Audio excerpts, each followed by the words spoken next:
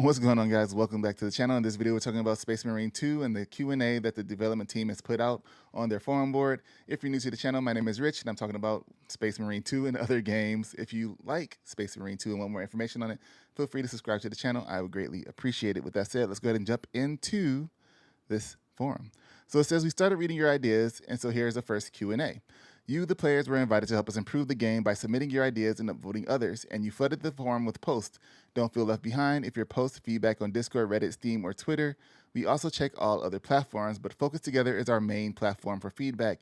We are so glad to see such enthusiasm and dedication coming from the community. But these ideas are wasted if we don't address them, so here are a few answers to your hottest topics. So I saw some of those topics and ideas that were in the forum posts, and a lot of them they already addressed before or just aren't really possible to do that have been voted up. But let's see what they talk about. Before you read this Q&A, many of you submitted ideas, are features planned for the future and have already been communicated via the roadmap. If you missed it, make sure to take a note of it here. And it's possible that you might have missed this post as well. But as you can see here, a lot of people ask for Horde mode. There is a Horde mode coming. There are new weapons coming. Prestige ranks, Battle Barge expansion, new PvP arenas, new PvP game mode, new PvE missions, Neo Volkite pistol, lethal difficulty, new PvE missions, and new enemies. And there's also going to be champion packs. The next one is going to be focused on Dark Angels. I don't know what that is because I'm new to the story and lore and stuff. So forgive me. A champion pack is going to be a special cosmetic made for one class, and it's probably this one here. And the cosmetic pack and weapon skin pack. So let's go ahead and jump into. First, we got to get our Ultra Ride support, our private PvE lobbies, and Battle Barge sparring arena. All right. So for connectivity issues, we know some of you are experiencing server issues, loss or saves, or impossibility to connect with friends. We are ramping up our server capacity to reduce the load on them and are working day and night to reduce the issues. This is a top priority for the team. A bigger patch is planned soon to improve this topic further alongside new content. I know I've seen issues where I have not been able to load into PvP matches, and I've seen it look like PvP matches are getting ready to load, but then the names disappear on the side. So if all this is tied to server issues, hopefully when they get those fixed soon, that we won't have those issues and we just go back into having a good time. Before, when it was in that early access mode, there wasn't really a lot of issues. People just jump in back to back to back into the games. But since they opened it up to a larger number of players and even more players are playing because people are really enjoying the game, which makes other people want to come in and enjoy it as well, they're just probably getting overloaded a bit with some of the servers, especially since this is the most popular Space Marine game, Warhammer game. AI bots. Questions. Bots are regularly mentioned as inefficient, making solo games significantly harder, and you suggested we work on them. According to you, they don't participate in focusing on objectives or don't do enough intense situations. According to us, they don't. It's not necessarily according to you. They can play the game themselves and see that they don't do anything. I think the last mission I was on, we just got overwhelmed. I was fighting like two of those giant leaper dudes, and the dude just standing over there. Chiron was just standing over looking over the edge, enjoying the scenery, and I'm like, I'm fighting for my life here. What are y'all doing? Campaign. Veteran difficulty is said to be too hard in solo, as the bots don't help with the objectives. They're going to adjust veteran difficulty in a future patch. It will remain challenging, but it will be slightly more fair because we will tweak AI aggressiveness on this difficulty. Other difficulties will remain untouched. Jumping into PvE, for balancing, they say Assault is often listed as less powerful than other classes. The jump pack in PvE loses its versatility compared to the one in the campaign. They say they're still collecting data on this issue to see how they can work on it. The question is that blocking weapon trait is seen by the community as a bad thing for melee weapons, as it removes the potential for mastery because there is no perfect parry window.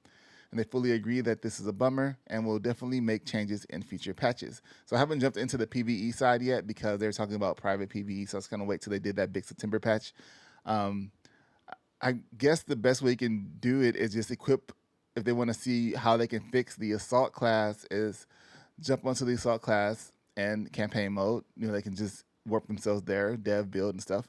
See how it plays with like their standard weapons or whatever weapons you can have available at that time, and then do the same thing on the PvE mode and see where it's lacking.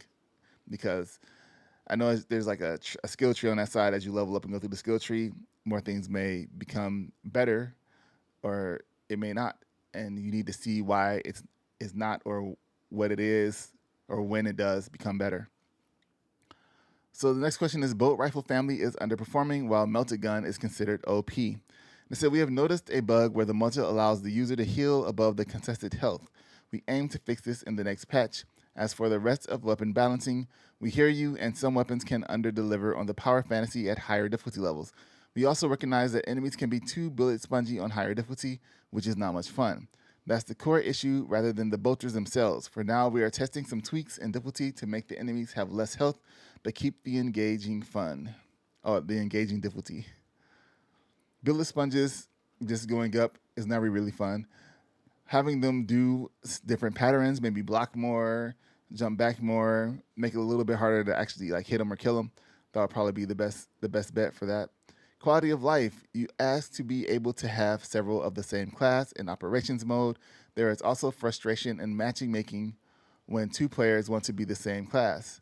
Oh, in operations mode, you can't be more than one class. That's weird. For now, we are focusing on improving matchmaking so that you will not matchmake with players of the same class. This is not an easy fix, so it will take us some time to roll it out. As for using the same class, we don't want to change that rule for regular matchmaking, but we are considering it as an expansion of private lobbies in the future. It will take us time to finish it. I wonder if the private lobbies will allow you to go in solo, or if you have to go in with 3 people.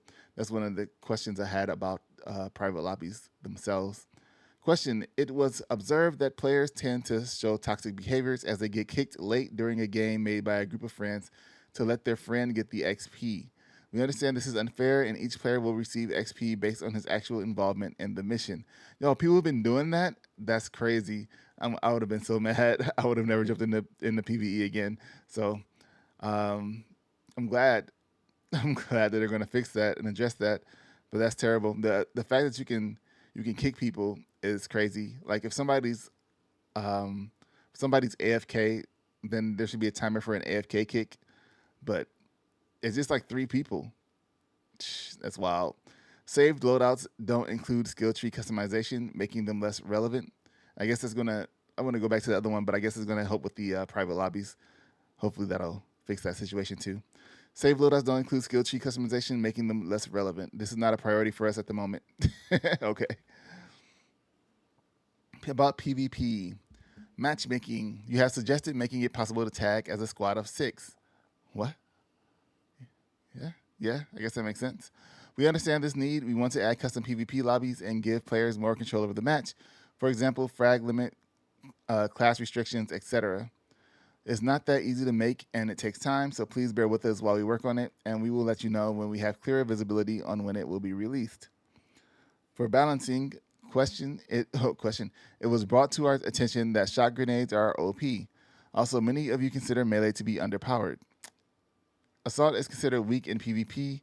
Bulwark is overpowered in capture zones, and heavy is overpowered, too much damage for its durability.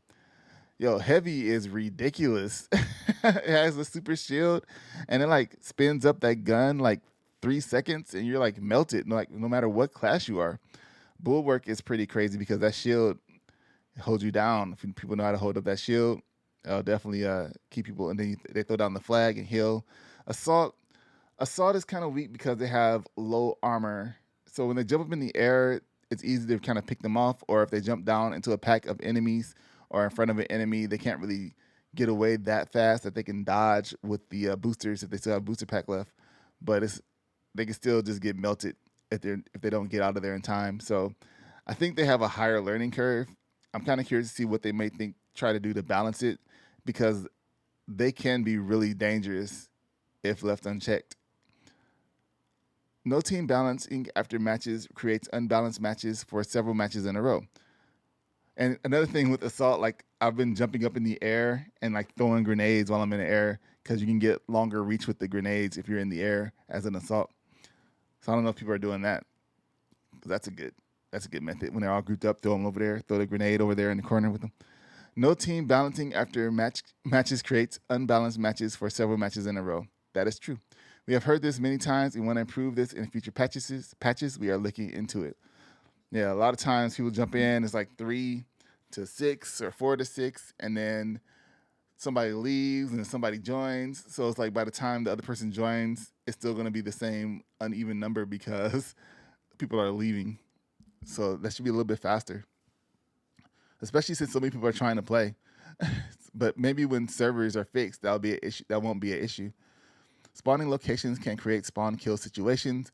This will be tweaked with some parameters. In a future patch, we will implement spawn protection. Yes, because we were just kind of chilling in an area and people just started spawning in, and it was like a skirmish right there. Like, we can't just leave them there. People die so quick, so we had to take them out. But it's pretty sucked. It was pretty sucky for the other team. Most upvoted topics on Focus Together. Are we getting new colors for the lenses? New lenses colors are planned and coming soon in the next big patch. You asked to pick the Chaos Space Marines legions you want for every classes. You asked to pick the Chaos Space Marine legions you want for every class. Oh yeah, so like people want to play like Night Lords and different for like assault instead of for like tactical instead of just assault, but you only play them for assault. They say there are many lore restrictions preventing us from doing this. For instance, we cannot make a sniper with a World Eater armor. It is very tricky to match armor pieces for Chaos. Armor pieces have different sizes and styles, will clip through each other, etc. Also in PvP, it's important to be able to recognize an enemy's class, and we want to keep the visual identity of each of them. Now, we will not keep it as it is and would like to expand Chaos customization, but the reality is they won't be as modular as the Loyalist. They do need to expand Chaos customization though, because you only have like the one class per the one the one Chaos Space Marine chapter per class, and that's kind of lame. You can change the colors, I guess, but that's like when you see other people with all these decked out. When you go over to your Loyalist, you have so much more that you can do with that, and then you go over to your and you can't even really edit it. Like, you have to, if you back out, you get kicked out of the heretic section, so you can't even really stay in there and edit it like that. You got to try to edit the class as it is. So it'd be nice if you can switch over to the heretic and go through each of the classes and edit your heretic as you want. But right now you have to go back to the Loyalist, go into the class, then select heretic, and then edit the heretic, and then back out and go to the next class if you want to do it again. So they need to really work on how that works, and they definitely need more variants for the models or armor pieces or something, especially the weapons. They can put skins on the weapons, right? I'm not tripping. Like, I don't know the lore like that, but I feel like they can. Many of you have asked for new classes. That is definitely something we are heavily discussing. Adding a new class is quite heavy on production, as we also need to create all the customization, PvP chaos model variant, and animation set depending on what we go for. We'll keep you up to date about this topic. They say about the mission missing armor colors, we aim to expand specific color masks such as hand decals for matte or face mask in upcoming patches. We will be adding all successor chapters eventually. Adding new melee weapons. New melee weapons would definitely be an extremely cool addition. Making a weapon and designing it is fine, but we need to make all finisher animations for it. It will take time. Customizing your marine face. Not a quick fix, but we'll add an option to change your marine's face. Oh, okay. Well, if you want to have a different face for your marine, because they are locked in depending on the class as well. Optimizing PvP crossplay. We need more time to discuss that. Custom PvP lobbies will solve a good part of that issue. Thunderhawk customization. Doing full Battle Barge and Thunderhawk customization is very cool, but not up in our priority list. We prefer to focus our art teams on creating new maps. Pyroblast in PvE or PvP. We will add it, but it will take time because of visual and gameplay progression. We will keep you updated. To be able to customize the AI squad mates, still in discussions. Delete custom armor profile. We worked on this. In the next patch, you will be able to overwrite a custom preset with the default one. The FOV and left-right shoulder swap. A FOV slider is not something we are comfortable with, as it can degrade the visual aspect of the game, and on top of that, it is very complex. Our game is not a first-person shooter. The camera that we have is very cinematic and constantly changes position and FOV based on what you are doing. Still, we understand that it is a very popular request, so we are considering it anyway. As for the shoulder swap, we are aiming to implement shoulder swap. We will need to support it for all melee animations and transitions, because everything in melee combat was made based off the fact that you hold the pistol in the left hand and melee weapon in the right hand because it looks badass. Nevertheless, shoulder swap is a feature we will not add in the game, so there will be no shoulder swap which it's kind of cool depending, like if you're trying to like aim around the corner, but it does really normally work. It's one of those things that kind of works for first person shooter. Like this one is actually having you hold two weapons in different hands. As far as the FOV goes, if you go into camera and photo mode and you do FOV, it has almost like a fisheye effect. So it may not work so well. Get rid of class restrictions on cloaks and tabards. These are part of class identity. You get to recognize snipers because of those elements. Iframes on gun strikes. Gun strikes are a risk-reward action, and it is very easy to spam. We specifically did not put an iframe on it for balancing reasons, and we are not looking to change this intention. We hope this first batch of Q&As has answered your hot topics. Stay tuned on our socials and sign in to focus together to ensure you remain updated on the latest Space Marine 2 news. So I do like that they have made some notes on some things that are pretty problematic, like the heavy class. That is so bad. And I like that they're sticking to their guns on certain things as well, instead of saying, okay, we can look and see what we can do with that. They're like, no, we're not doing that. So that's pretty cool. They have a vision that they want to stick to. And the game pretty much works as it is. It's just things that people would like to see, I think. It's not like some of these things aren't like really necessities, like the shoulder swap. But yeah, pretty good Q&A, I think. Looking forward to see what these patch notes are going to be. So make sure you subscribe to the channel for those. We'll have those out when they drop them. And yeah, I'll see you guys in the next video. Thanks for watching this one. Peace.